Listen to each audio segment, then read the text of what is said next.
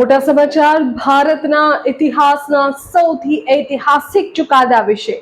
વર્ષ 2008ના Ahmedabad serial blast કેસમાં ગુજરાત હાઈકોર્ટે આપ્યો છે 2223 પાનાનો વિગતવાર લેખિત હુકમ। 38 આતંકીઓની ફાંસીની સજા યથાવત। હાઈકોર્ટે સુનિયોજિત આતંકી ષડયંત્રના કાવતરા પર મારી મહોર। દેશ વિરોધીઓની ફાંસી પાકી। આ સામાન્ય ગુનો નહીં, દેશ સામેનું યુદ્ધ।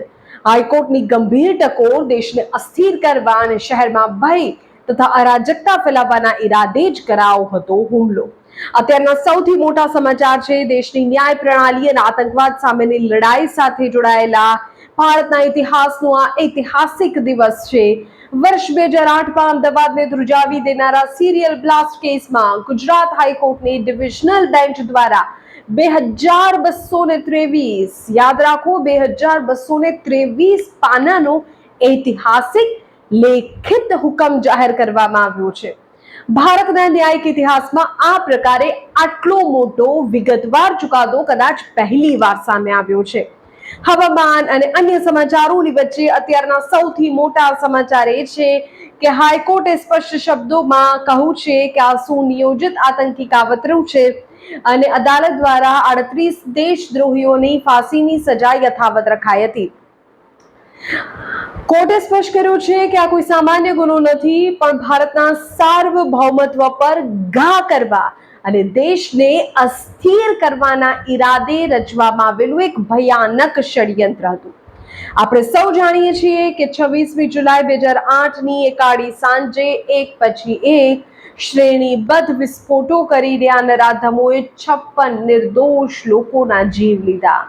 240 થી વધુ લોકો ગંભીર રીતે ઘાયલ થયા। આ હુમલાનો હેતુ સમગ્ર શહેરમાં માત્ર ને માત્ર અરાજકતા અને ભય ફેલાવવાનો હતો।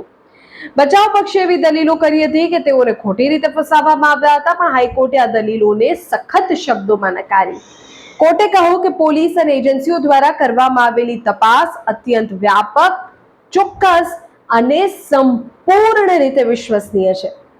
આ ચુકાદો એ વાતની સાબિતી આપે છે કે જો કોઈ પણ તત્વ ભારતની અખંડિતતા અને ગુજરાતની શાંતિને ડહોળવાનો પ્રયત્ન કરશે તો કાયદો તેને પાતાળમાંથી પણ શોધીને ફાંસીના માંચડા સુધી પહોંચાડીને જમશે।